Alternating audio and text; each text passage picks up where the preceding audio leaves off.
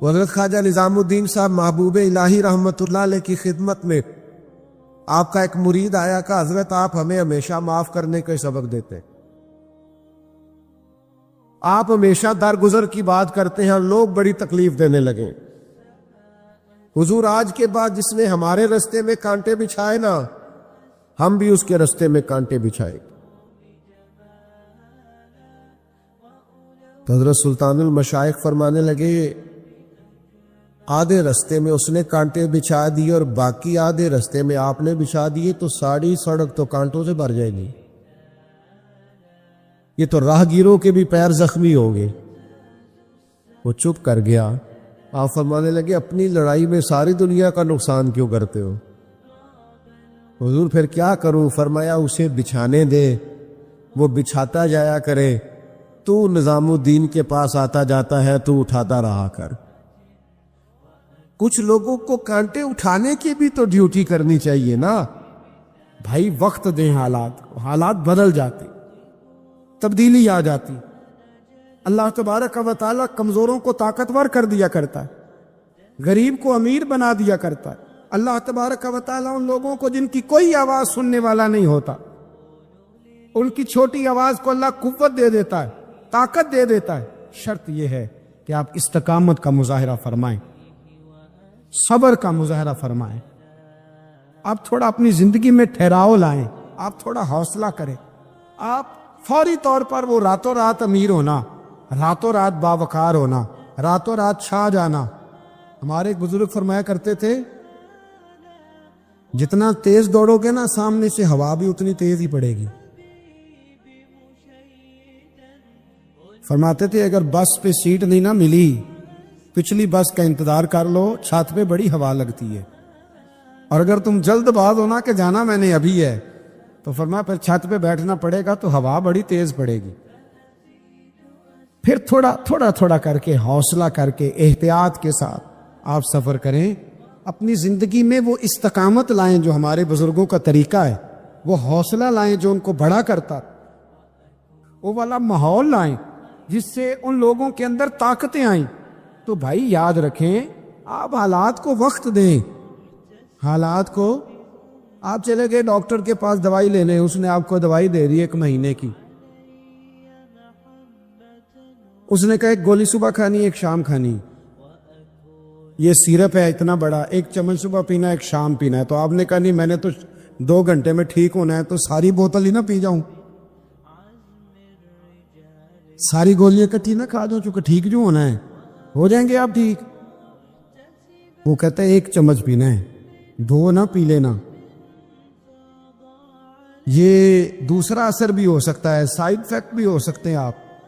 آپ اس کو احتیاط سے لینا۔ اور کچھ گولیاں ایسی ہیں جو ڈاکٹر کہتا ہے پوری نہیں کھانی، آدھی کھانا، تو پھر پوری کھا لیتے ہو۔ بھائی تھوڑا انتظار کریں، آپ جہاں کھڑے ہیں، جس مقام پہ کھڑے ہیں، استقامت کا مظاہرہ کریں، تھوڑا وقت دیں، بڑی بات نہ کریں لیکن تھوڑا ٹائم دیں، تھوڑا حوصلہ کریں۔ ہم فوراً رزلٹ اناؤنس کرتے ہیں، فوراً۔ میرے سنگی کئی دفعہ کہتے ہیں کہ حضرت صاحب آپ کیسا محسوس کرتے ہیں؟ تو میں کہتا ہوں میں تو سیدھا محسوس کرتا ہوں۔ ہمیں لوگ فون کرتے ہیں ٹائم دو، جس کو دے دیا اس کے کاغذوں میں ویری گڈ ہے، اور جس کو نہیں دیا وہ سلام بھی نہیں لیتا، فون بند کر دیتا ہے۔ چھٹی ویری گڈ آپ اس کے کاغذوں میں، جس کی بات پہ آپ پورے، اور جس کو آپ کہہ رہے ہیں کہ نہیں ذرا تو پیار کر، محبت کر، تو ٹائم دے، تو وہ اس بات کے لیے تیار ہے۔ تو آپ صبر کریں، آپ حوصلہ کریں، آپ جس سٹیٹس میں، اور زندگی میں یاد رکھیں جتنا کوئی آپ کو اونچی اور بڑی جگہ پہ بیٹھا نظر آئے گا نا، اتنا زیادہ آزمائش کا شکار ہوگا وہ شخص۔ اس کے لیے روز ایک چوراہا ہے، روز ایک چوک ہے۔ اگر 20 لوگ آپ سے روزانہ رابطے میں ہیں تو آپ ایک جگہ پہ جا سکتے ہیں، یا 2 جگہ پہ 17-18 نے آپ سے ناراض ہونا ہے۔ آپ محسوس کریں اس بات کو۔ آپ جہاں بیٹھے ہیں، جس اسٹیج پہ آپ بیٹھے ہیں، آپ اپنی سیاسی جماعتوں کو دیکھ لیں۔ 10 بندے نکل کے ادھر چلے جاتے ہیں تو 5 نکل کے ادھر چلے جاتے ہیں، تو 6 اپنے الگ ایک گروپ بنا لیتے ہیں، تو 7۔ تھوڑا حوصلہ کریں، وقت دیں۔ حالات وقت پر تبدیل ہو جایا کرتے ہیں، سچائیاں ثابت ہو جاتی. جلد بازی والے ماحول سے نکلیں. حوصلہ، توانائی، یہ درست ہے کہ ہم انسان ہیں، کمزور ہیں، ہمیں پریشانی ہوتی، ہمارے اعصاب پر چیزیں سوار ہوتی ہیں، ہم ٹینشن بھی لیتے ہیں. لیکن بہرحال جب آپ کو آپریشن کرانا ہے تو پھر آپ کو تھوڑی دیر کے لیے آنکھیں بند رکھنی پڑیں گی. جب آپ کو ٹھیک ہونا ہے تو پھر آپ کو بیماری کو وقت دینا ہی پڑے گا، پھر آپ کو انتظار کرنا ہے. اور وقت بہت بڑا منصف ہے. او بھائی، بہت بڑے فیصلے ہو جاتے، بڑے بڑے انصاف ہو جاتے. اگرچہ وقتی طور پر فضا کچھ اور بنتی ہے، لیکن سچ ہمیشہ سچ ہوتا ہے، حق ہمیشہ حق ہوتا ہے، حق نکھر جایا کرتا. بہت سارے جھوٹ اور پراپوگنڈے کے بیچ میں سے سچ میں طاقت ہوتی ہے. وہ خود اپنی قوتیں بنا کے بیچ میں سے اڑ جایا کرتا ہے، اور اڑ کے وہ چھا جایا کرتا ہے. اس کے اندر قوت ہوتی ہے، ہمت ہوتی ہے. وقت دے، حالات ٹائم دے. آپ دیکھیں کتنی جلدی حالات بدلتے. بڑا نام ہے امام احمد بن حنبل کا، بڑا تذکرہ ہے، بڑا کچھ ہے. پتہ ہے آپ کو کہ امام احمد بن حنبل کتنا عرصہ جیل میں رہے؟ امام صاحب کو اتنے دھرے مارے جاتے تھے کہ جب آپ کا کرتا اتارا جاتا تھا تو اس سے خون نچڑ رہا ہوتا تھا. آج ہم مسند امام احمد بن حنبل اے سی والے کمرے میں بیٹھ کے پڑھتے ہیں، اور جب ہم اس کا حوالہ دے رہے ہوتے ہیں تو ہم کہہ رہے ہوتے ہیں تو پتہ میں کتنا بڑا آدمی ہوں، 14 جلدوں کی کتاب میں سے حوالہ دے رہا ہوں. اس بندے سے پوچھو جس نے لکھی ہے، اس سے پوچھو جس نے یہ کمال کیا ہے. اور اتنا بڑا آدمی اور سچا بادشاہ مار رہا ہے. ایک دن اس نے تانا بھی دیا، کہنے لگا احمد بن حنبل، مجھے بھی پتہ ہے آپ ٹھیک ہیں، اور آپ کو بھی پتہ ہے آپ ٹھیک ہیں، ظلم ہو رہا ہے، زیادتی ہو رہی ہے، پر لوگ آپ کی سپورٹ کیوں نہیں کر رہے؟ دنیا آپ کے پیچھے کیوں نہیں چل رہی؟ کوئی آپ کے ساتھ کیوں نہیں آ رہا؟ تو امام احمد بن حنبل کہنے لگے اتنا ہی کافی نہیں کہ تم میرے اوپر ظلم کر کے بھی مجھے سچائی کہہ رہا ہے، یہ میری جیت کافی نہیں. اور فرمایا اگر تو نے رزلٹ دیکھنا ہوا نا تو تیرا اور میرا رزلٹ جنازے والے دن نکلے گا. حضرت سلطان بہو سے کسی نے کہا تھا زندگی میں بڑے مرید ہوئے، کہنے لگے نہیں، رب دا طالب کوئی نہیں ملیا، جو ملے ہے طالب زردہ ہو. آئے ہیں لوگ تویز دھاگا لینے، رب دا طالب کوئی نہ ملے گا، جو ملے ہے طالب زردہ. وہ لینے آئے تھے تویز، ہم نے بھی دے کے بھیج دیا، بات ختم ہو گئی. شاہ بقی الدین ابن مخلد کے استاد فرمانے لگے کہ بیٹا تیرا ظرف بڑا ہے اور میرا علم تھوڑا ہے، اگر تو نے صحیح طرح پڑھنا ہے تو بغداد امام احمد بن حنبل کے پاس چلا جا،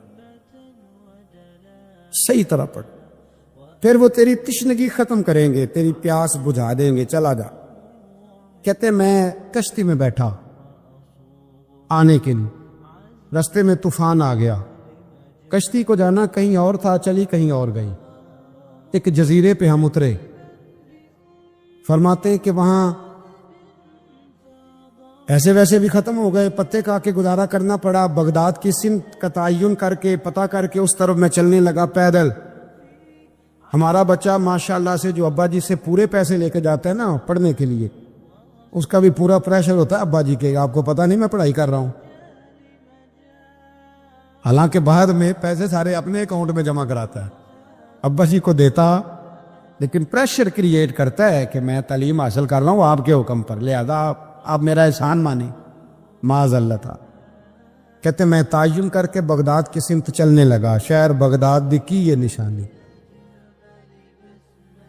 کہتے میں جا رہا ہوں اس سمت، پتے بھی کھانے پڑے رستے میں. 1.5 مہینہ لگا تو میں بغداد پہنچا. اب میں نے لوگوں سے پوچھا کہ امام احمد بن حنبل کا مدرسہ کہاں؟ جب میں نے کہا نا امام احمد بن حنبل، تو ایک زمانے میں نام بجتا تھا، ڈنکا بجتا تھا، آج جیل میں. جب کہا نا امام احمد بن حنبل تو جس سے پوچھا کرنے لگا چپ کر جا، ان کا ذکر نہ کرنا. تو ان کا نام لیتا ہے جیل ہی جاتا ہے، ان کا نہ نام لینا، خبردار. کہتے میں نے کہا کیا ہوا؟ کہا بادشاہ مخالف ہو گیا، امام صاحب کا دارالعلوم تو بند ہو گیا، وہ تو گھر میں قید ہیں. توجہ ہے میری بات پر؟ یہ ذوق اگر اسٹوڈنٹ کا بنتا ہے نا تو استاد پڑھانے والا نہ بھی نہ ہو تو وہ استاد کے سینے سے علم کھینچ لیا کرتا، کھینچ لیا کرتا۔ حضرت فقیر محمد چرائی رحمۃ اللہ علیہ کے ایک مرید تھے، حضرت نے انہیں بڑا کچھ نوازا تو کچھ لوگ کہنے لگے حضرت جی اسی کو سارا کچھ دے دیا ہے۔ فرمانے لگے بیلیجا یہ داماں ہی بڑیاں سن، یہ تو مینوں ریڑک کے مکھن کٹ کے لے گیا ہے، یہ داماں ہی بڑیاں سن۔ کچھ لوگ ہوتے ہیں نا پیارے، انہیں طریقہ ہوتا ہے دعا لے لیتے ہیں اور کچھ کہتے رہتے ہیں حضرت جی دعا کرنا، اور دعا لینے والا کام کوئی نہیں کرتے، کہتے رہتے ہیں دعا کرنا۔ کہتے میں لوگوں نے کہا کہ وہ مدرسہ بند ہے آپ کہاں جائیں گے؟ تو میں نے کہا میں کہیں بھی جاؤں کوئی ذریعہ حضرت تک پہنچنے کا کوئی ذریعہ نہیں۔ ان کے گھر کو بادشاہ نے سب جیل بنا دیا، سپاہی دروازے پہ کھڑے۔ اب نے فرمایا پھر بھی ایک بندہ کہنے لگا اتنی نیکی کر سکتا ہوں کہ میں تمہیں ان کا دروازہ دکھا سکتا ہوں۔ اب فرمانے لگے میرے لیے اتنا بھی کافی ہے، ذکر حبیب کم نہیں وصل حبیب سے، اتنا بھی میرے لیے کافی ہے۔ اس نے دور سے کھڑے ہو کے کہا وہ جہاں سپاہی کھڑے ہیں نا وہ امام صاحب کا دروازہ ہے۔ شاہ بقی الدین صاحب کہتے ہیں میں نے کہا تو اب جا، اب دیکھنا میں علم کیسے حاصل کرتا ہوں، صبر دیکھو، استقامت دیکھو، حوصلہ دیکھو۔ آپ فرماتے ہیں کہ میں نے نا اپنے سر سے ٹوپی اتار کے کسی کو دے دی اور بال میں نے بخیر ڈالے سارے، ایک جگہ سے دو جگہ سے کرتا میں نے پھاڑ لیا، ہاتھ میں نا میں نے پیالہ پکڑ لیا مانگنے والا، تینوں لب دیا آپ گواچے۔ میں نے نا پیالہ پکڑ لیا ہاتھ میں مانگنے والا، اور جس گلی میں امام صاحب کا گھر تھا نا پہلے کونے پہ صدا لگائی 1 دینار کا سوال ہے۔ کہتے 1 دینار ملا، پھر دوسرے دروازے پہ آیا، 1 دینار ملا، پھر تیسرے دروازے پہ آیا، مجنو بن کے وچ بازاراں کدی ککھاں وانگ رلائے، کدی کہایا کنبا سارا سر نیزے اتے چڑھائے، سجنا یار مناؤن دی خاطر اساں کی پیس بٹائے۔ فرماتے میں نا مانگنے والا، بھکاری بن کے مانگنے والا، میں امیر باپ کا بیٹا تھا پر میں مانگنے والا بن گیا۔ میں نے پھٹے پرانے کپڑے، ایک دروازے پہ 1 دینار، امام صاحب کا بھی دروازہ آیا، کہتے میں نے صدا دی 1 دینار چاہیے تھا، کہتے امام احمد بن حنبل دروازے تک آئے، اور جب میرے پیالے میں کاسے میں دینار ڈالنے لگے تو میں رو پڑا۔ میں نے کہا میرے محبوب کریم کی حدیثوں کے وارث اور جانشین، میں تو کہاں سے چلا ہوں، تجھ سے حدیث سیکھنے آیا ہوں، مجھے خیرات نہ دے، مجھے میرے مصطفیٰ کی 2 حدیثیں پڑھا دے۔ تو کہتے ہیں شیخ کی آنکھوں میں، امام صاحب کی آنکھوں میں آنسو آ گئے۔ فرمانے لگے یار میں بھی سوچ رہا تھا اسٹوڈنٹ ہی کوئی نہیں، کس سے حبیب کی باتیں کروں، آج تو پڑھا دوں گا تو کل کیسے آئے گا۔ عرض کی حضور جب تک آپ جیل میں رہیں گے میں بھکاری بنا رہوں گا، مانگنا جو ہے نوکر کی تے نخرا کی، جب لینا جو ہے تو ختم ہو گئی بات، پہ اللہ سیدھا رکھیں گے۔ آپ فرماتے ہیں کئی مہینے، 1 2 4 دن نہیں، کئی مہینے میں ہاتھ میں نا پیالہ لے لیتا اور گلیوں میں گھومتا۔ 1 دینار کا سوال ہے، استقامت، صبر، حوصلہ۔ آپ فرماتے ہیں امام احمد بن حنبل کا دروازہ آتا تو وہ 1 دینار بھی روز دیتے اور حدیثیں بھی روز ہی پڑھاتے۔ آپ فرماتے ہیں کہ پھر وقت بدل گیا، پھر حالات تبدیل ہو گئے، بادشاہ چلا گیا اور نیا آ گیا۔ فرماتے ہیں وہ امام صاحب کا عقیدت مند تھا، اس نے مدرسہ بڑا بنا کے دیا، اس نے مسند بچھا کے دی۔ پہلے دن جب امام صاحب مسند حدیث پر جبہ پہن کر، امامہ باندھ کر، خوشبو لگا کر ممبر پر بیٹھے حدیثیں بیان کرنے، فرماتے ہیں جب میں آیا نا سامنے تو میں انہیں دیکھ کے رو پڑا، وہ مجھے دیکھ کے رو پڑے۔ فرماتے ہیں انہوں نے کہا رستہ چھوڑ دو، اسے آگے آنے دو۔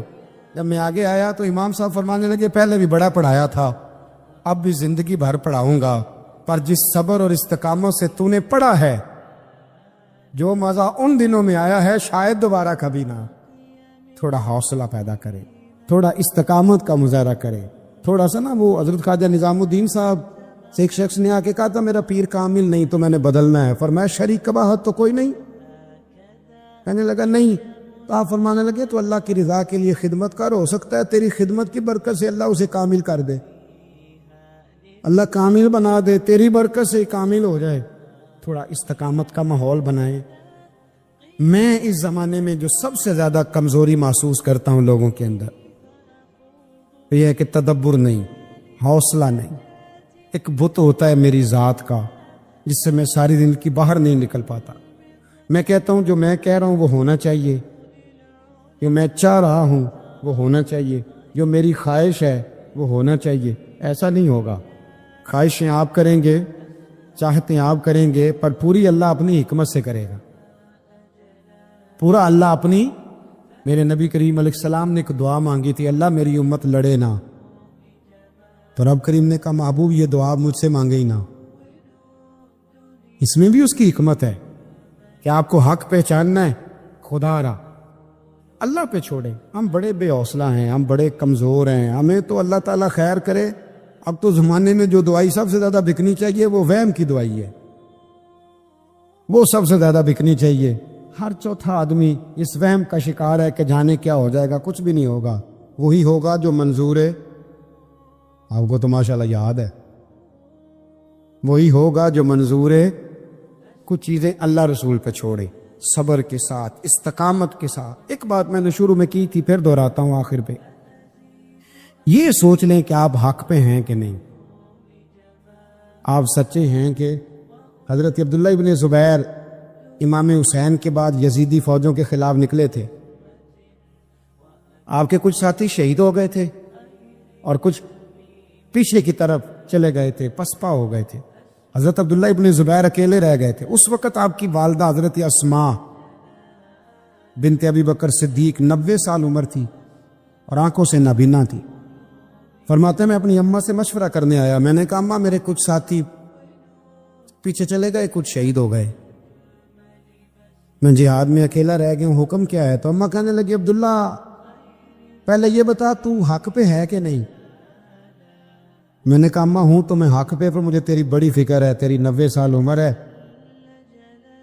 یہ تو میرے جو مقابلے والے ہیں یہ تو بڑے سخت گیر لوگ ہیں، میری لاش کے ٹکڑے ٹکڑے کر دیں گے، تو برداشت کر لے گی؟ تو حضرت اسماء نے پتہ کیا دلیرانہ جواب دیا تھا کہ بیٹا بکرے کو تکلیف صرف ذبح ہوتے وقت ہوتی ہے، جب اس کی کھال اتارتے ہیں پر اسے کوئی تکلیف نہیں ہوتی، جب اس کے ٹکڑے ٹکڑے کرتے ہیں اسے کوئی تکلیف، تو کہا بیٹا حوصلے کے ساتھ رہنا۔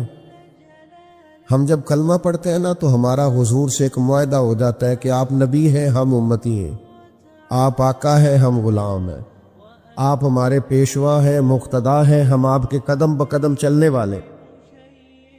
اب ہمیں اپنی مرضی نہیں کرنی، سنت اور شریعت کو دیکھنا۔ تو جو یہ وعدہ پورا کرے گا وہ حوض کوثر پہ آئے گا، اسے جام ملے گا۔ اور نبی کریم علیہ السلام نے فرمایا، مسند ابو یعلا میں حدیث موجود ہے، فرمایا جو مجھ سے کیے ہوئے وعدے توڑے گا وہ میری شفاعت نہیں پائے گا اور حوض کوثر پر بھی میرے پاس نہیں آ سکے، اسے وہاں آنے کی توفیق۔ یار کیا دیر ہے سنت پر عمل کرنے میں؟ مجھے بتاؤ نا، کیا مجبوری ہے ہم شریعت اور سنت کا پاس نہیں کرتے؟ مجھے بتاؤ نماز پابندی سے پڑھنے میں آخر کون سی دقت ہے؟ سچ بولنا آخر کتنا کو مشکل ہے؟ یہ حضور کی سنتیں، دل کو سینے اور بغض سے پاک رکھنا آخر کتنا کو مشکل۔ وہ میرے بھائی کے داڑھی اللہ نے مرد کو دی ہے، بی بی کو دی ہی نہیں اللہ نے۔ رب چاہتا ہے مرد کے چہرے پر دیکھنا پسند، آخر کیا دشواری؟ اس کا کوئی بوجھ ہے؟ کیا مشکل ہے؟ کیوں نہیں سمجھتے؟ کس بات کا انتظار؟ ہمارے بیچ میں کتنے لوگ اٹھ نہیں گئے، دنیا چھوڑ نہیں گئے، ہم نے بیٹھے رہنا ہے۔ تو بس سنت پر عمل کریں۔ حضور فرماتے ہیں جس نے میرے معاہدے توڑے اس نے وعدہ کیا تھا کہ غلامی کرے گا، وعدہ کیا تھا سنت پر عمل کرے گا، اس کا معاہدہ تھا کلمہ پڑھتے وقت کہ جو محبوب کہیں گے وہ میں کروں گا۔ اور پھر بعد میں اس نے مجبوریاں ڈال لی، بعد میں برادری ڈال لی، بعد میں نوکری ڈال لی، بیچ میں اللہ رسول کے بیچ نوکری کہاں سے آ گئی؟ پیسے کہاں سے آ گئے؟ اولاد کہاں سے آ گئی؟ اس کے بیچ ذاتی خواہش کہاں سے آ؟ اس کے بیچ تو کوئی اور چیز نہیں ہونا چاہیے۔ میرے بھائی سنت پر عمل کرو گے، محبوب کے طریقوں پہ اپناؤ گے تو حوض کوثر کا جام پاؤ گے۔ ہمارے ہاں نہ دوستیاں بنتی ہیں، تعلقات بنتے ہیں، پر وہ اس طرح بنتے ہیں یا مزاج ملتے ہوں یا مفادات ملتے ہوں۔ مزاج نہ ملے، مفاد نہ ملے تو ہم آپس میں دوستیاں کرنے کو تیار نہیں ہوتے۔ خدا کے بندو، اگر چاہتے ہو نا دوستی میں لذت رہے، بھائی چارے میں حسن رہے، پیر مرید کے رشتے میں ہمیشہ روحانیت برقرار رہے، استاد شاگرد کا رشتہ ہمیشہ معتبر رہے، مضبوط رہے، تو اس کا ایک ہی ہاتھ ہے، اس رشتے کی بنیاد اللہ کی رضا بناؤ۔ اس میں کوئی ذرا برابر بھی دنیاوی منفعت نہ ہو، ذرا سا بھی لالچ نہ ہو، اس کو تجارت نہ بنائے، محض اللہ کی رضا کے۔ یہ کر کے تو دیکھیں، آپ محسوس کریں گے کہ میرا وجود پھولوں کی طرح ہلکا پھلکا ہو گیا، فقط اللہ کی رضا کے۔ ہمارے ہاں تعلقات بنتے ہیں، لیکن کہہ چکا ہوں یا مزاج ملتے ہوں یا مفاد ملتے ہوں، اگر نہ ملے تو ہم تعلقات کو چلانے کو تیار نہیں ہوتے۔ میرے نبی پاک علیہ الصلوۃ والسلام نے ارشاد فرمایا، کنز الاموال میں حدیث موجود ہے، حضور فرماتے ہیں میرے حوض کوثر پر سب سے پہلے وہ لوگ آئیں گے جو ایک دوسرے سے اللہ کی رضا کے لیے محبت کرنے والے ہو۔ سب سے پہلے انہیں جام ملے گا، یہ بتانا نہ کسی کو، لیکن اپنے دل سے پوچھ لینا ہے صحیح کسی سے اللہ کی رضا کے لیے محبت؟ کوئی لالچ نہیں۔ ہمارے ایسا فرمایا کرتے تھے، ہم تو کسی سے اس بات کا بھی وہ درویش تھے نا، ایک تو انہوں نے اپنے مرشد سے کہا ایک نظر ہی ڈال دیں، تو فرمانے لگے تو نے تو کہا تھا کہ تو کبھی سوال ہی نہیں کرے گا، پوری نظر کا ہی سوال کر دیا تو۔ اتنا بھی لالچ منع ہے، اتنا بھی بوجھ منع۔ جب آپ نے محض اللہ کے لیے پیار کیا تو مسکرا دے تب بھی ٹھیک ہے، ناراض ہو جائے تب بھی ٹھیک ہے، آ جائے تب بھی ٹھیک ہے، منع کر دے، وہ جس حال میں پھر رہے۔ کیونکہ ہماری محبت اس لیے نہیں کہ میری بات مانے گا تو محبت ہے، اس لیے نہیں کہ میرے ساتھ ٹھیک چلے گا تو محبت ہے، میرے طرف آئے جائے، محبت تو اللہ کی رضا کے لیے۔ تو جب اللہ کے لیے محبت ہے تو پھر اس میں ذرا سا بھی کہیں کوئی شائبہ اپنی مرضی کا نہیں ہونا چاہیے۔ فرمایا تو محض اللہ کے لیے اگر کسی سے محبت کرتا ہے تو سب سے پہلے کوثر کا جام، تو سب پیچھے تعریف سن لی یہ ساری کوثر دی۔ فرمایا پہلا جام ان کو ملے گا جو کسی سے پیار کریں گے تو محض اللہ کی رضا کے لیے کریں، یہ کریں، یہ نہیں ہے تو بنائیں۔ یہ اگر گنجائش ابھی تک سینے میں نہیں ہے تو یہ پورا باب ہے بخاری مسلم میں، کسی سے محبت کرنی ہے تو اللہ کے لیے، کسی سے نفرت کرنی ہے تو اللہ کے لیے، اپنی ذات کا بیچ میں سے سارا معاملہ ختم کر دیں۔ امام حسن روایت کرتے، مسند احمد میں موجود ہے، نبی پاک نے فرمایا جو میری اولاد سے بغض رکھے، پڑھے جتنی مرضی نمازیں، کرے ہر سال حج، صدقات و خیرات اتنا دے کہ شرق و غرب میں لوگ اس کو سخاوت کی مثال مانے، لیکن امام حسن فرماتے ہیں کریم نے فرمایا جو میری اولاد سے بغض رکھے گا وہ میرے حوض کوثر پہ نہیں آئے گا۔ مجھے آپ کا نہیں پتا، مجھے تو وہ بندہ اچھا نہیں لگتا جو میرے بچوں سے نفرت کرے۔ آپ کو بھی اس کا اندازہ ہوگا۔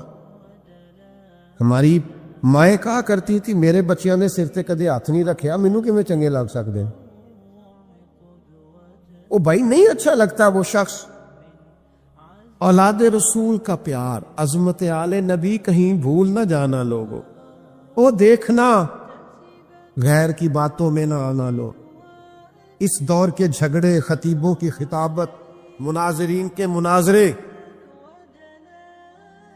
لوگوں کی جنگیں، بحثیں، الجھاؤ، ان میں نہ پڑنا، بس جہاں اولاد رسول کی بات آئے بھئی اصلاں نال جے نیکی کریے اور نسلاں تاک نہیں بھول دے محبوب کی اولاد کی نوکری کرنا، خدمت کرنا، غلامی کرنا، ڈیوٹی کرنا، اس کو بھول نہ جانا۔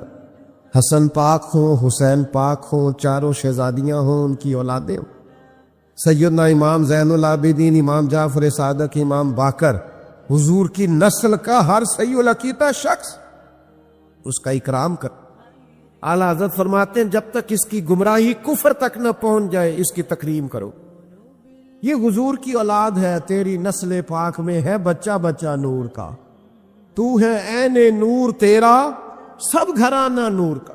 یہ اپنے ذہن میں بٹھائیں بات، اس کو جگہ دیں۔ یہ خطابت نہیں، یہ کوئی محرم کا خطبہ جمعہ کا عنوان نہیں، یہ ایمان ہے۔ ایمان کے تقاضے کو سمجھیں۔ امام طبرانی حدیث لائے ہیں، نبی کریم علیہ الصلوۃ والسلام نے فرمایا میں تمہاری بھلائی کے لیے حوض کوثر پر پہلے سے موجود ہوں گا۔ حضور فرماتے ہیں جو حوض کوثر پہ آ گیا وہ کامیاب ہو گیا۔ باقی تسی اناب صاف کر لینا ہے سارا، قربان پچھانن والے آ تو گل جان گئے، گل کھول دے، گل کھول دے۔ فرمایا جو آ گیا وہ کامیاب۔ میں نہیں تو دسنا کہ ان صاحب ہونا ہے کہ نہیں ہونا۔ اتھوں جام پین تو بعد ان پل سرات لگنی ہے کہ بھائی اتنے لفظ حضور نے کہے جو آ گیا وہ کامیاب۔ معنی کیا ہے؟ تو کسی طریقے سے حوض کوثر تک پہنچ جا، تو بس اس سبیل کا، اس لنگر کا پانی پی جو محبوب دستے مبارک سے پلاتے۔ تو ایک دفعہ نہ وہاں سے پی، حضور فرماتے ہیں تیری صدیوں کی پیاس بھی بجھے گی، دوبارہ کبھی پیاس بھی نہیں لگے گی، اور تو آ جا بس۔ اگر تو پا مصطفیٰ برساں خیش را کے دی ہما اوس، اقبال کہتے ہیں اپنے آپ کو گھسیٹ کے نا مدینے والے کے قدموں تک لے جا، یہی سارا دین ہے۔ بھائی یہاں پہنچ گیا دین تک، یہ کل دین تک تو آ گیا۔ فرماتے ہیں تو حوض کوثر تک آ جانا اور پھر جام پی لینا اور پھر تو کامیاب ہے۔ مجھے لگتا ہے کہ وہ جام پینے سے انرجی اتنی آئے گی، حافظہ اتنا مضبوط ہوگا کہ سوالوں کے جواب بھی آ جائیں گے۔ رضا پل سے وجد کرتے گزریے کہ ہے رب سلیم صدائے محمد صلی اللہ علیہ، اور پھر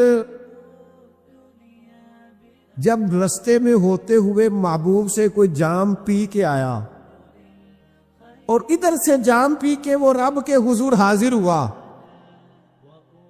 تو پھر اساں جے ہاں گناہیاں دا جدوں اعمال نامہ پھرول ہوئے، ذرے ذرے نے سامنے آ جانا ہے، جو جو منہ تھی بولیا بول ہوئے، اساں اتھے کول حضور دے بیٹھ رہنا ہے۔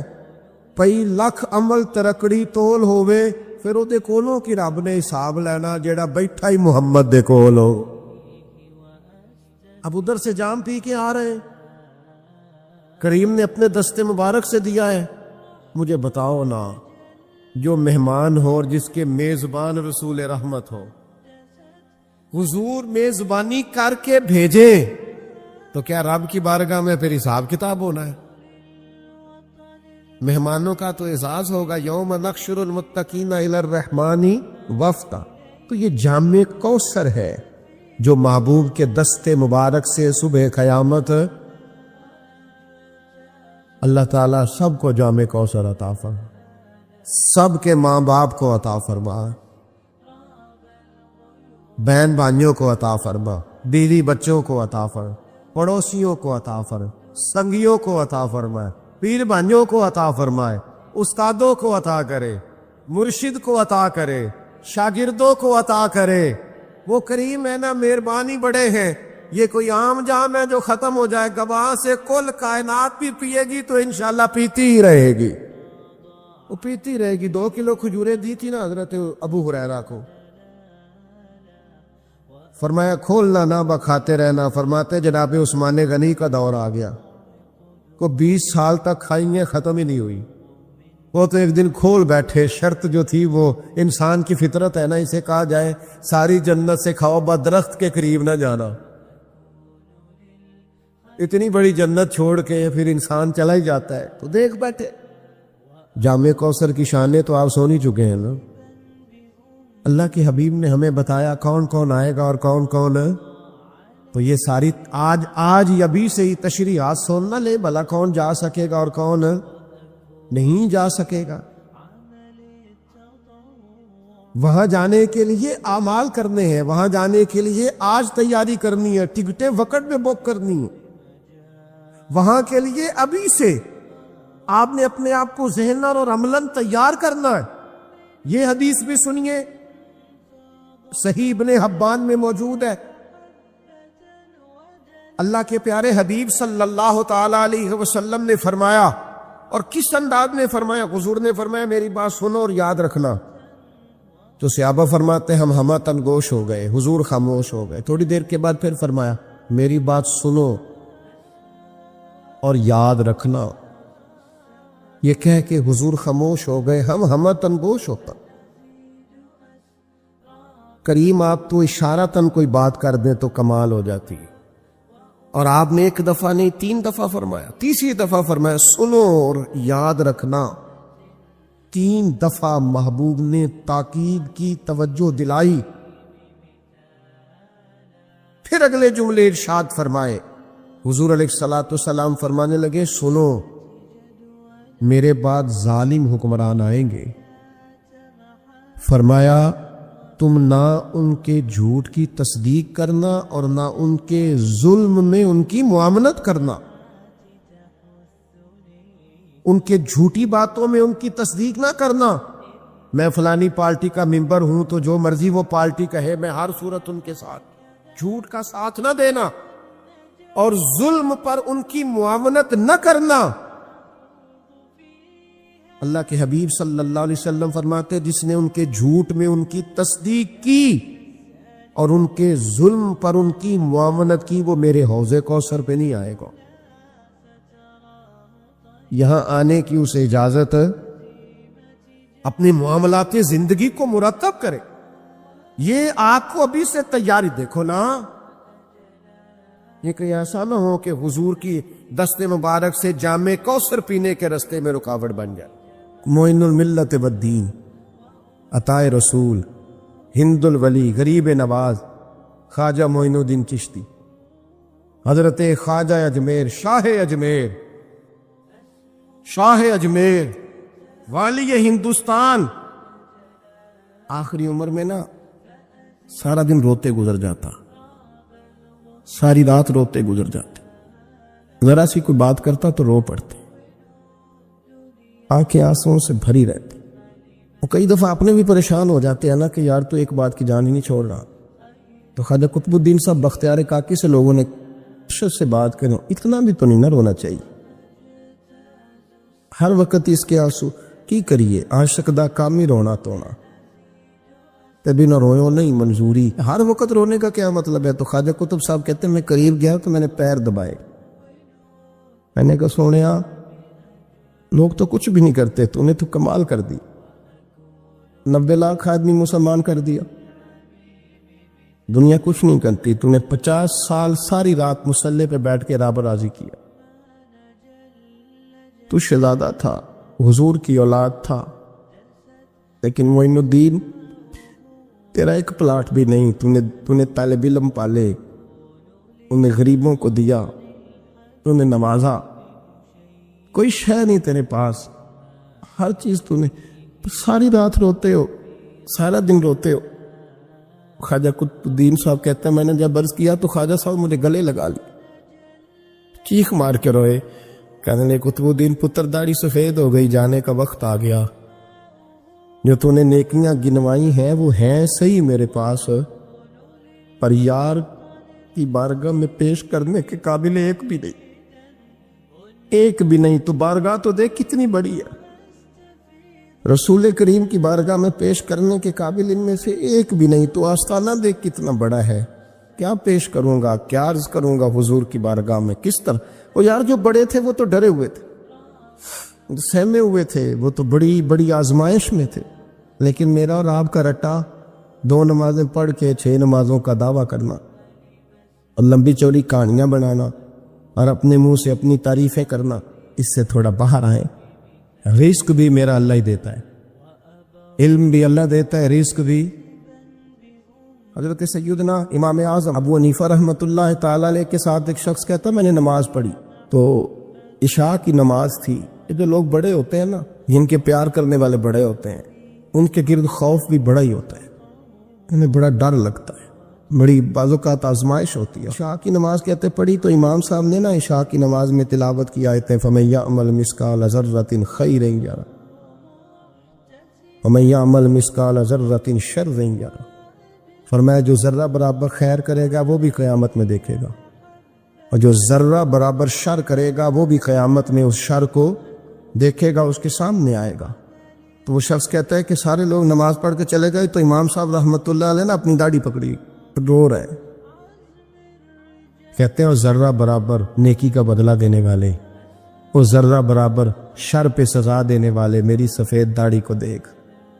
मालिक मेरे जर्रे जर्रे सामने ना लाना, लोग तो मेरी बड़ी कदर करते हैं दुनिया, मैं तो बड़ा पहचाना जाता हूँ, लोग तो मेरी राहों में फूल लिए खड़े होते हैं, ये बड़ा नवाजते हैं।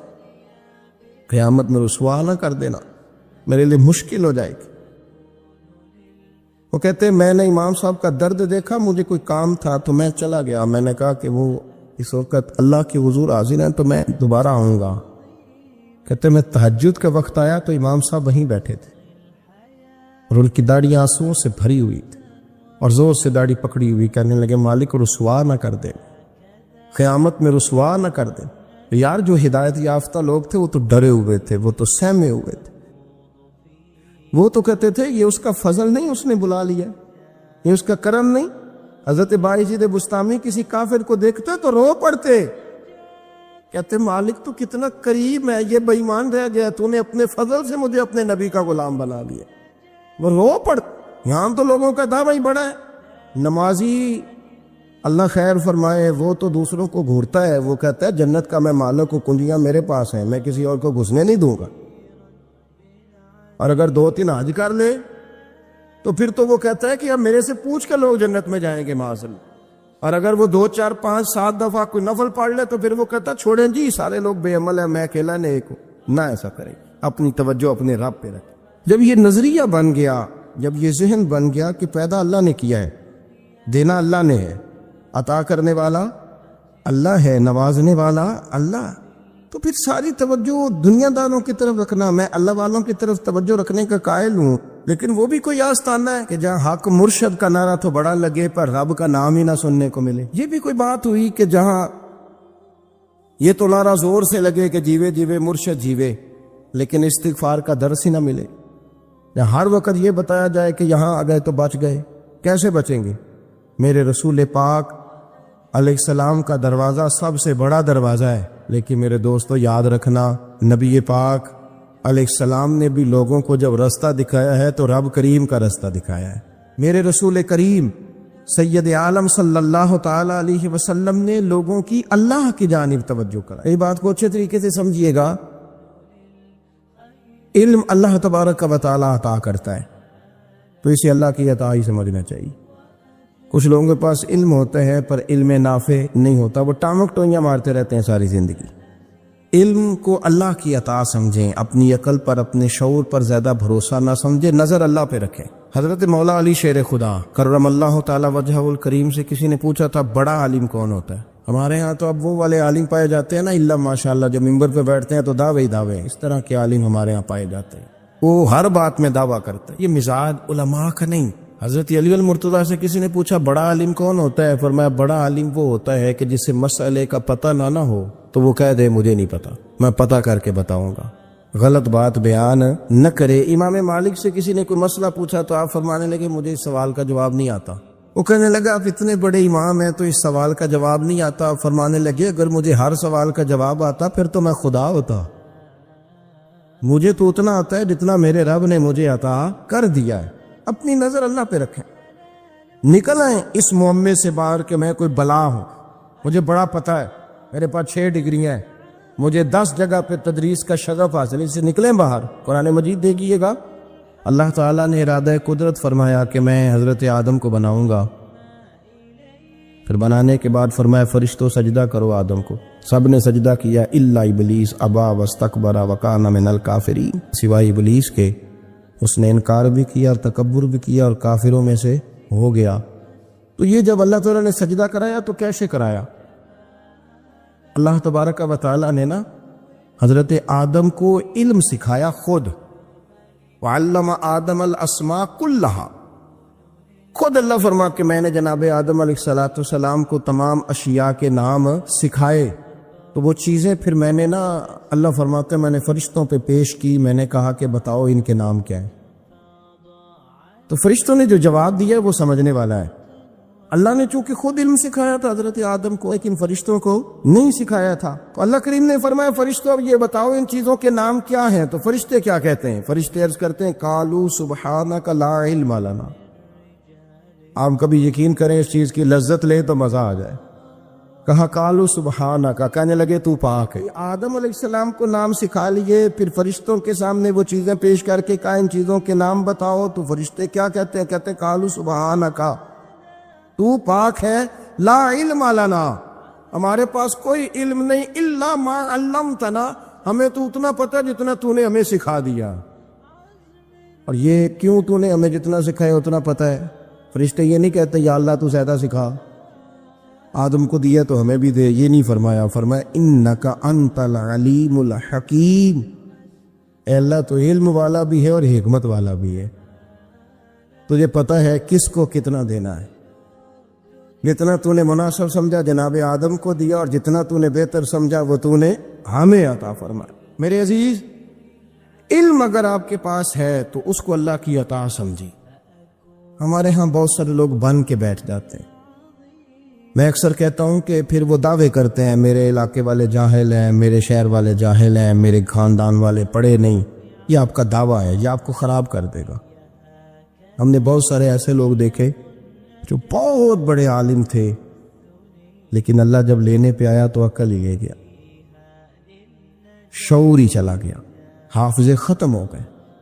آپ دیکھتے ہیں بڑھاپے میں کچھ لوگ ایسے ہوتے ہیں کہ جن کو یہ بھی یاد نہیں رہتا کہ میرا نام کیا ہے، میں کہاں ہوں، مجھے کدھر جانا ہے۔ اس وقت سے اللہ کی پناہ مانگے اور اپنی نظر اپنے رب کریم کی جانب رکھے۔ علم کے بعد ایک چیز آتی ہے جس کا نام ہے ہدایت، جس کا نام ہے تقویٰ، جس کا نام ہے پرہیزگاری، جس کا نام ہے عمل، عبادت، ریاضت۔ یہ بھی اسی وقت ہی نصیب ہوتی ہے جب میرا رب کریم نصیب فرما دیتا ہے۔ ہم نے نا نیکی کا اپنا اپنا سٹیٹس بنا لیا ہے، اپنا اپنا معیار بنا لیا ہے۔ کچھ لوگ کہتے ہیں کہ جناب مسجد میں سیمٹ کا توڑا دینے سے بہتر ہے کسی غریب کو آٹے کا تھیلا دے دو۔ اب اس نے اپنا مزاج بنا لیا نا نیکی کا، اس نے اپنا سٹیٹس بنا لیا۔ میرا یہ سوال ہے کہ نبی پاک صلی اللہ تعالیٰ علیہ وسلم جب مدینہ شریف آئے تھے تو حضور نے سب سے پہلے غریبوں میں آٹا تقسیم کیا تھا کہ سب سے پہلے مسجد بنائی تھی؟ کیا عجیب لوگوں کا رنگ ہے، اپنی مرضی کی ہدایت، اپنی مرضی کا تقویٰ، اپنی مرضی کا معیار۔ مسجد کوئی بڑا چھوٹا خطیب بھی میری طرح کا ہونا تو وہ مسجد میں بیٹھ کے جب نبی پاک کی بات کرتا ہے تو کہتا ہے میرے رسول پاک غریبوں کا سہارا بن کے آئے۔ وہ غریبوں کی بات کرتا ہے، مسکینوں کی، لاچاروں کی، کمزوروں کی بات۔ تو مسجد ہی تو وہ ادارہ ہے جہاں سے غریبوں کی بات ہو رہی۔ تو اب لوگوں نے غریب کو اور مسجد کو لڑانا شروع کر دیا، اس کو لڑاؤ کہ مسجد میں پیسے دینے سے بہتر ہے آپ غریب کو آٹے کا تھیلا دے دیں۔ آپ یہ کیوں نہیں کہتے کہ مسجد میں بھی آپ تھوڑا دیں ایک سیمٹ کا اور ساتھ غریب کو بھی خدمت کریں؟ یہ کیوں نہیں تقویٰ؟ اپنی اپنی مرضی کا مزاج، اپنی اپنی۔ کچھ لوگ کہتے ہیں چھوڑو جی، ساری زندگی انسان نماز پڑھتا رہے اور پھر گالیاں بھی دیتا رہے، بندہ داڑھی بھی رکھ لے اور جھوٹ بولنا بھی نہ چھوڑے۔ تو یہ آپ نے اپنے پاس سے تقوی کا معیار بنایا۔ گالی دینے کا گناہ ہے اور داڑھی رکھنے کا ثواب ہے۔ تو اگر آپ داڑھی رکھے ہوئے ہیں اور آپ کوئی غلطی کر رہے ہیں تو اس سے آپ کی داڑھی کا ثواب ختم ہے۔ آپ کوئی غلطی کر رہے ہیں، داڑھی کا ثواب اس سے ختم ہے، وہ اپنی جگہ پہ قائم ہے چیز۔ اپنی مرضی کا کیوں تقوی کا معیار بناتے ہیں؟ تقوی کا مزاج اپنی مرضی کا نہ بناؤ۔ اللہ کی بارگاہ سے دعا مانگو کہ یا اللہ ہمیں ہدایت کا نور عطا فرما۔ انسان نہ سینے میں دل رکھتا ہے، تو دل دھڑکتا ہے، تو کسی نہ کسی چاہت میں دھڑکتا ہے۔ وہ کسی نے کہا تھا کہ درد اگرچہ جان گزل ہے، کیا کرو دل ہے۔ غم عشق کا در نہ ہوتا تو غم روزگار ہوتا۔ چلو عشق کا غم نہ صحیح، روزی روٹی کا ہی صحیح، دل میں غم ضرور رہتا ہے۔ کوئی نہ کوئی طلب انسان کی طبیعت میں، دل میں چاہت ہمیشہ موجود رہتی ہے۔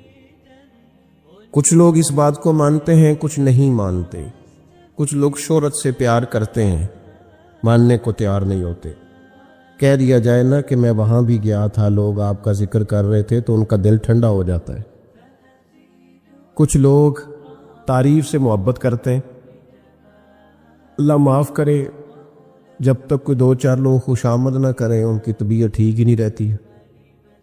کچھ لوگ اللہ ماشاءاللہ پیسوں سے پیار کرتے ہیں، پیسے نہ ہو تو بیمار سے لگتے ہیں، اور جیب بھری ہو تو صحت بھی ان کی۔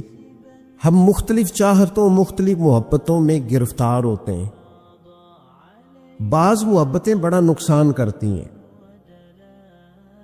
انسان کے باطن کو اجاڑ دیتی، اس کی روح کو میلا کچیلا کر دیتی، اس کے روحانی مسائل میں نہایت نقصان دہ ثابت ہوتی ہیں۔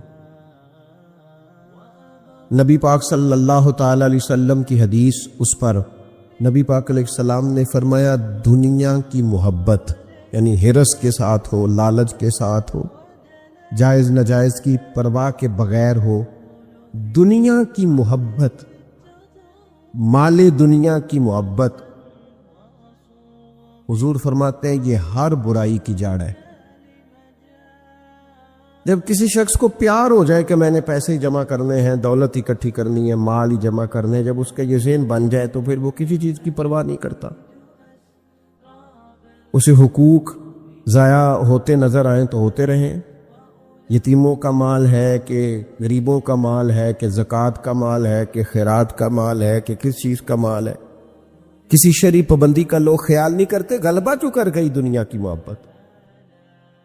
یہ دنیا کی محبت جس طرح ہر بیماری کی جڑ ہے، نقصان کرتی ہے۔ ہمیں اپنے آپ سے پوچھنا چاہیے، سوال کرنا چاہیے کہ دل کیا چاہتا ہے دراصل۔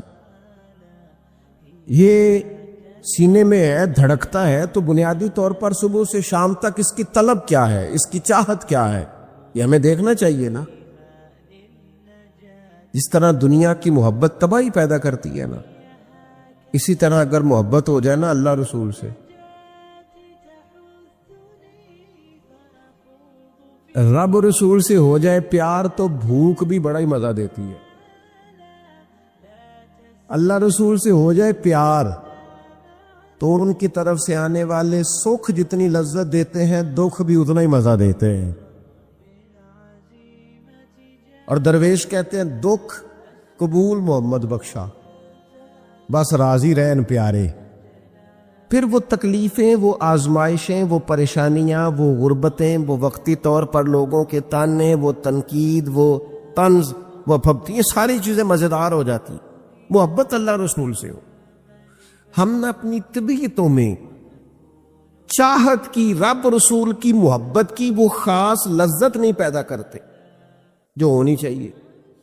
محافل بھی ہوتی ہیں، روزے بھی آتے ہیں، حج بھی ہوتے ہیں، عمرے بھی ہوتے ہیں، لیکن حج عمرہ اللہ رسول کے لیے ہے کہ فوٹو کے لیے؟ محفل اللہ رسول کے لیے یا فرنٹ سیٹ کے لیے؟ رب رسول کی تعریف ہوگی یا 15-20 لوگوں کی لسٹ پہلے پڑھ کے سنائی جائے گی کہ فلانا بھی مہمان خصوصی ہے، فلانے کی زیر نگرانی ہے، فلانا بھی آیا ہے، فلانے بھی کہا تھا کہ ذرا بھائی، جب تک اس میں غلبہ، یہ ایک بڑی سادی سی بات ہے اور یہ اہم سبق ہے۔ دل سے پوچھ لیں پیار کسے کرتا ہے؟ اور کسی بندے کو دھوکہ دیا جا سکتا ہے، کسی کو اپنی باتوں سے متاثر کیا جا سکتا ہے، کسی آدمی کو دکھایا کچھ، بتایا کچھ جا سکتا ہے، کچھ چھپایا جا سکتا ہے۔ حضور علیہ الصلوۃ والسلام فرماتے ہیں، رب نہ تمہارا چہرہ دیکھتا ہے، نہ تمہاری جیب دیکھتا ہے، مالک تو جب دیکھتا ہے تمہارا دل ہی دیکھتا ہے۔ تو دل کی کیفیت اللہ کو پتہ ہے۔ دل بے چین اس لیے رہتے ہیں کہ یہ جو پیاس اور جو طلب کرتے ہیں وہ ہم انہیں پہنچاتے نہیں. دل بے قرار اس لیے رہتے ہیں کہ یہ رب اور رسول کی محبت سے ٹھنڈے ہوں. ہم ادھر ادھر کی چاہتے لیے پھرتے ہیں.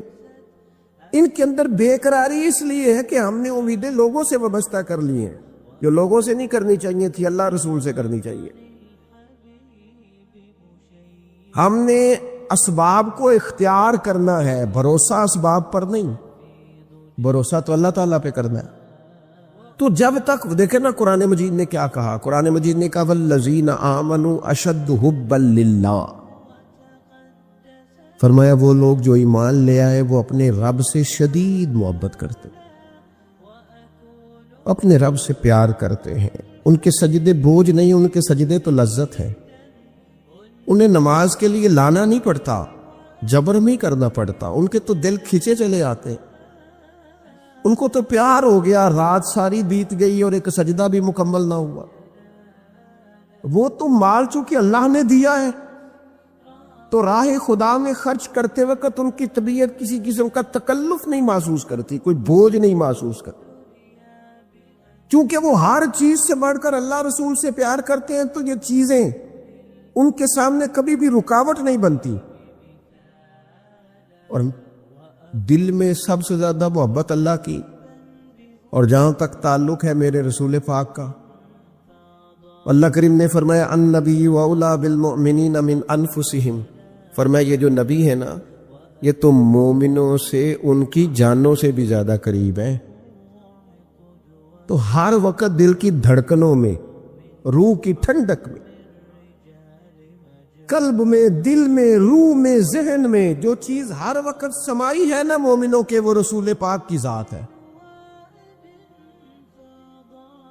اگر رات ساری بندہ یہی سوچتا رہے کہ سویرے یار کس طرح کام چلانا ہے, پیسے کیسے آئیں گے, جو میرے پاس 2 لاکھ ہے اسے 6 کیسے کرنا ہے, اور یہ 6 ہے یہ 12 کیسے ہو سکتا ہے, اور جناب یہ دنیا میری کیسے آگے بڑھ سکتی ہے, اور یہ جو پلاٹ پڑا ہے نا میرے گھر کے بالکل سامنے کیسے کچھ چکر چلے کہ میرا ہو جائے, گاڑی ہے ذرا چھوٹے ٹائروں والی بڑے ٹائروں والی کیسے آ سکتی ہے. اگر 24 گھنٹے منصوبہ بندی دنیا حاصل کرنے سے دین منع تھوڑا کرتا ہے. حضور نے تو فرمایا محنت کر کے کمائی کرنے والا اللہ کا دوست ہے, منع نہیں ہے, لیکن ہر وقت اسی گنتی میں رہنا, اسی کے شمار میں رہنا, الجھ جانا, اور جو اصل چیز تھی اس کو چھوڑ جانا. ہم نا نیکی کرتے ہیں, مومن ہوتے ہیں, لیکن اس کی لذت نہیں پاتے. یعنی اگر نماز پڑھ کے بھی بندہ قرار نہ حاصل کرے, اگر وہ خیرات کر کے بھی اس کی ٹھنڈک نہ محسوس کرے, مسجد آ کے, محفل کرا کے, محفل میں بیٹھ کے, پھر بھی اس سے کوئی روحانیت نہ پا سکے. اس نے 20 علماء سنے, اس نے درجنوں خطباء سنے, اس نے ساری زندگی گزار دی, لیکن اس کے دل کی کیفیت ہی نہ بدلی, وہ لذت خاص ہی اسے نصیب نہ ہو, تو پھر اسے سوچنا چاہیے نا کہ دل میں نا اللہ تعالیٰ نے نا ہر چیز 2 بنائی ہے. ہونٹ 2, آنکھیں 2, کان 2, ہاتھ 2, پیر, دل اللہ نے ایک ہی بنایا. یہ نہیں ہو سکتا کہ چلو ایک طرف مجھے رکھ لو ایک طرف کسی اور کو رکھ لو. دل ہی ایک بنایا ہے. وہ کہتا ہے بس دل ایک ہے تو رب اور رسول ہی رہیں گے. اس میں ادھر ادھر کی چاہتے نہ لے آنا جب تک دل کے اندر پوری طور پر اللہ رسول کی. بخاری مسلم میں حدیث ہے, نبی پاک علیہ الصلوۃ والسلام نے فرمایا اگر تم چاہتے ہو نا تمہیں ایمان کی لذت نصیب ہو, آپ زیادہ غور کریں میری بات پر. ایک ہے کھانا, ایک ہے مزیدار کھانا, ایک ہے مومن ہونا اور ایک ہے مومن ہونے کا مزہ آنا, لذت نصیب ہونا کہ میں صاحب ایمان ہوں. فرمایا اگر تم چاہتے ہو کہ تمہیں ایمان کی لذت نصیب ہو, یہ حدیث آپ نے بھولنی نہیں, بخاری مسلم میں, اگر چاہتے ہو کہ ایمان کی لذت نصیب ہو تو 3 کام کرو. یا رسول اللہ صلی اللہ تعالی علیہ وسلم کون کون سے؟ حضور فرمانے لگے پہلا کام یہ کرو کہ ہر چیز سے بڑھ کر اللہ رسول سے محبت کرو. لیکن یہ میرا نعرہ نہیں لگانا یہ غور کرنا ہے، پیسوں پر اچھی طرح غور کر کے سوچ لینا ہے کہ پیسے زیادہ پیارے ہیں کہ اللہ رسول، یہ غور کر لینا۔ یہ جو جھوٹی ہے نا کہ بت بنائے ہوئے نا، میری عزت، میری برادری، میری افسری، میرا قبیلہ، میری کرسی، یہ غور کر لینا ہے کہ کرسیاں زیادہ پیاری ہیں، اقتدار زیادہ پیارا ہے کہ اللہ رسول۔ ایک طرف رسول اللہ کی شریعت اور ایک طرف تیری برادری کے رسم و رواج، لیکن شادی والے دن رسم و رواج جیت گئے۔ کدھر گئی تیری محبت رسول؟ وہ صرف محفل والے دن تھی، ربیع الاول شریف میں تھی۔ ہم تو دیندار سمجھتے ہی اس کو ہیں جس کے گھر میں شادی ہو تو پتہ چلتا ہے کتنا دیندار ہے۔ محفل میں تو سارے دیندار ہوتے ہیں، یہ تو پتہ ہی تب چلتا ہے جب کسی کا انتقال ہو جائے یا گھر میں کوئی خوشی آئے کہ اب یہ کتنا دیندار ہے، اب پتہ چلے گا۔ مسجد میں تو سارے دیندار ہیں۔ فرمایا اگر چاہتے ہو کہ لذت ایمان نصیب ہو تو ہر چیز سے بڑھ کر اللہ رسول سے پیار کرو، اور دوسرا فرمایا جس سے بھی پیار کرو نا اللہ رسول کی رضا کے لیے کرو۔ شکریہ کا تکلف بھی چھوڑ دو، وہ میرا احسان مانے گا یہ بھی چھوڑ دو، میری تعریف کرے گا یہ بھی چھوڑ دو، فقط اللہ رسول کی رضا کے لیے رشتے بنانے شروع کرو، مومن ہونے کا مزہ آئے گا۔ جتنے ہم شکوے کرتے ہیں نا رشتہ داروں کے، بھائیوں کے، قبیلوں کے، برادریوں کے، یہ سارے ختم ہو جائیں اگر ہم محبت اللہ رسول کی وجہ سے کرنی شروع کر دیں۔ اگر بنیاد اللہ رسول کی رضا ہو تو ہماری طبیعتوں میں کسی کے لیے نفرت پیدا نہ ہو، بے ادبی پیدا نہ ہو، کوئی ایسا ماحول نہ ہے۔ کیوں کہ ہم ڈائریکٹ پیار ہی نہیں کرتے، ہم جس سے بھی پیار کرتے ہیں درمیان میں رب رسول کو رکھ کے کرتے ہیں۔ اور حضور فرماتے ہیں قیامت کے دن رب اعلان کرے گا، اللہ فرمائے گا وہ کہاں ہیں جو دنیا میں میری رضا کے لیے آپس میں پیار کرتے تھے؟ یا اللہ کیا ملنے والا ہے؟ اللہ فرمائے گا آج میرے عرش کے سائے کے علاوہ سایہ کوئی نہیں۔ جو دنیا میں میری رضا کے لیے آپس میں پیار کرتے تھے انہیں آج میں اپنے عرش کا سایہ عطا کروں گا۔ تو اگر ایمان کی لذت چاہتے ہو، ایک تو ہر چیز سے بڑھ کے اللہ رسول سے پیار کریں، ایک جس سے بھی پیار کریں اللہ رسول کے لیے کریں، اور دوسرا فرمایا مومن ہونے کے بعد، کلمہ نصیب ہونے کے بعد، ایماندار ہونے کے بعد کفر کی طرف جانا اتنا ناپسند کرے، اتنا ناپسند کرے جتنا کوئی آگ میں جانا ناپسند کرتا ہے، اتنا ناپسند کرے۔ اگر یہ ذہن بن گیا پھر لذت نصیب۔ میں آپ سے عرض کروں میرے عزیزوں،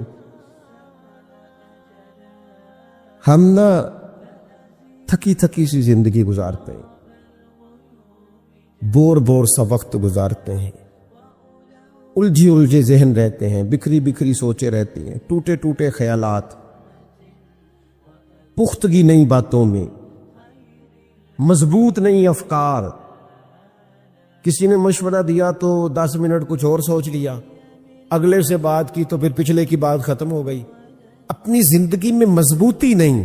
او خدا کے بندو، ہمیں تو ایک سادہ سا اسلوب دے دیا گیا ہے کہ تم ہر چیز سے بڑھ کے رسول پاک سے محبت کرو۔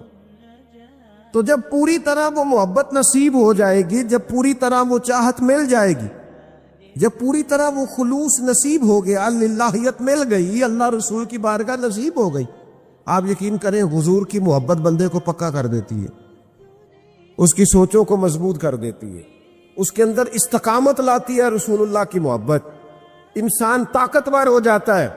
میں تقریر نہیں کر رہا، جذبات کا اظہار کر رہا ہوں۔ میں آپ سے داد نہیں چاہتا، میں آپ کی ذہن سازی چاہتا ہوں۔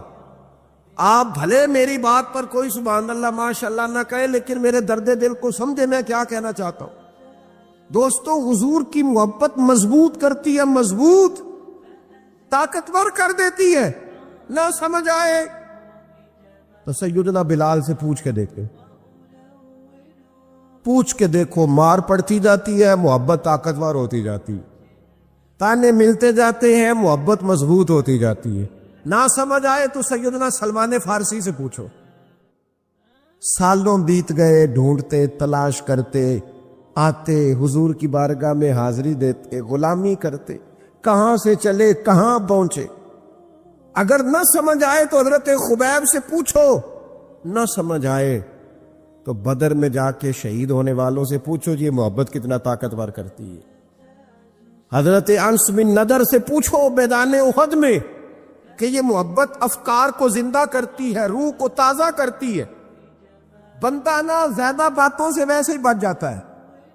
ایک شے ہی صرف یاد کرنی پڑتی ہے، ایک شے ہی.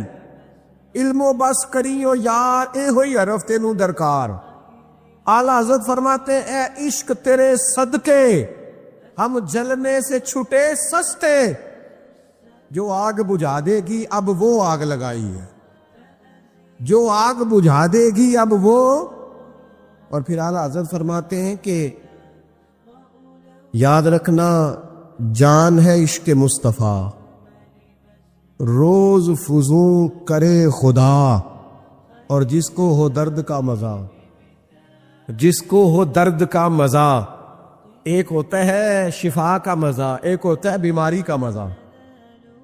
یہ حضور کی محبت کی وہ والا درد ہے کہ یہ مزیدار ہے.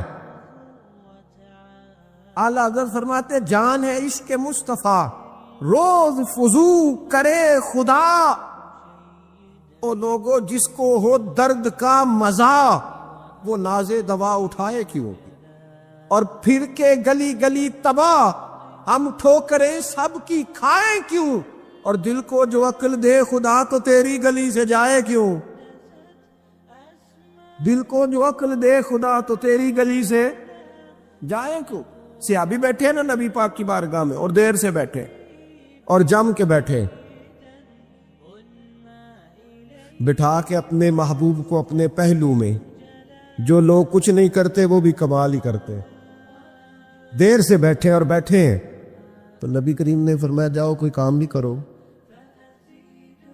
اٹھے، ستون کی اوٹ سے ہو کے واپس آگے، کہنے لگے یا رسول اللہ آپ کے بغیر دل ہی نہیں لگتا، تو طبیعت ہی نہیں جمتی، کہیں نظر ہی نہیں ٹھہرتی. جب تک آپ اپنے دل کی کیفیات، یار ہمارے بزرگ، ہمیں تو وقت نہیں ملنا چاہیے. اگر ہمارا دعویٰ ہے کہ ہمیں حضور سے محبت ہے تو وقت ہی نہیں ملنا چاہیے. سیرت ساری پڑھ لی ہے ہم نے، حضور کی احادیث یاد کر لی ہیں، نبی پاک کے فضائل پر جو کتابیں لکھی گئی ہیں وہ ہمارے پاس ہیں. کیا آج صبح سے لے کر اب تک 1100 بار درود شریف نصیب ہوا ہے؟ کیا اگر حضور سے محبت ہے تو ہمارے دل میں نبی پاک کی امت کا درد ہے؟ حضور پر نازل ہونے والے قرآن مجید کو ہم نے سمجھا ہے؟ دین اسلام کی روشن تعلیمات کے ہم کتنے قریب گئے ہیں؟ فارغ وقت آپ کیا جی میں آج کل بور ہوتا ہوں، تو بھئی آپ کتاب خریدیں حضور کی سیرت پر، پڑھیں شاہ عبدالحق محدث دہلوی نے کیا لکھا ہے، پڑھیں حضور کے فضائل کمالات، پڑھیں شفا شریف قاضی اعجاز کیا لکھتے ہیں. لیکن زندگی تو لالی ویکھ پیشانی والی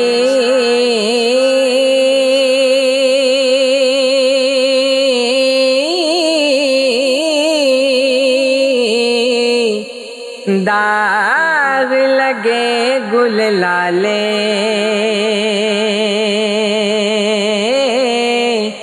دند چٹے جو چمبے کلیاں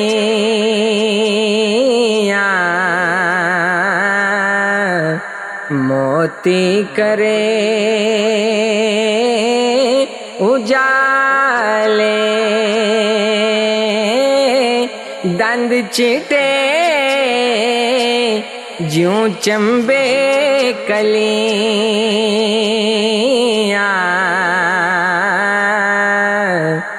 موتی کرے اجالے صاحب حسین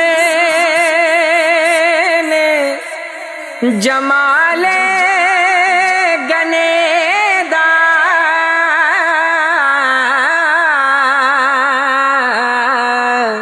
روشن چن پیشانی کر کردارات ہنیری تائیں وانگ شمع نورانی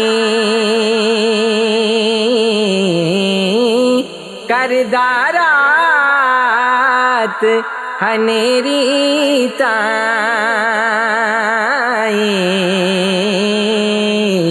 وانگ شمع نورانی جے لکھ صفت زبانوں آکھاں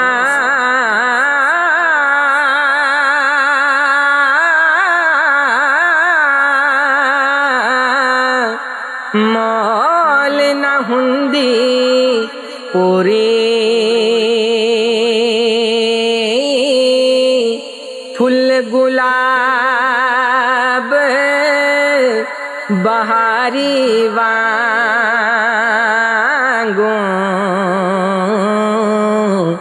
دو رخسار نورانی پھل گلاب بہاری وانگوں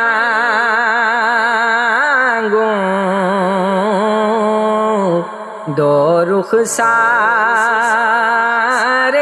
نورانی قد مبارک آہا میں آنا نا لمبا نا چھوٹا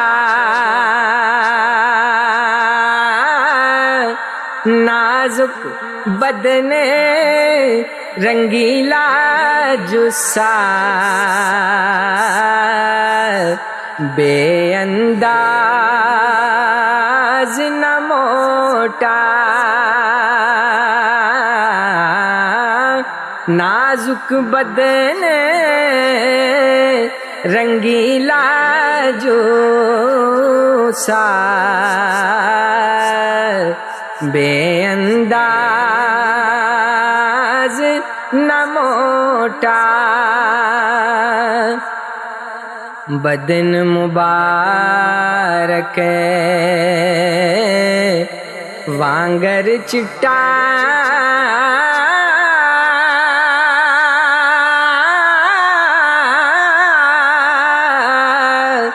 جوں کر خالص چاندی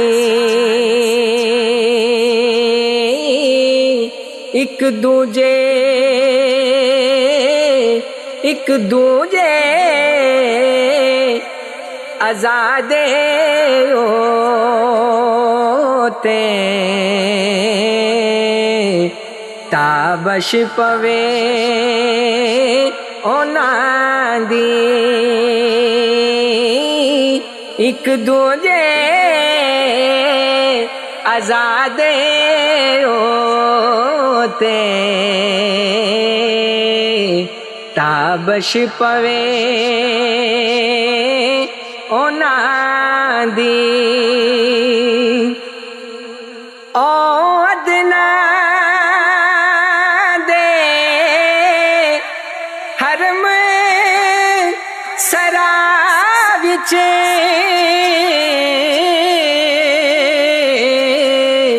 جو محرم سن پیارے کعبہ کوسین انانو دی سے وحدت تیر اولارے کعبہ کوسین انانو دی سے وحدت تیر اولارے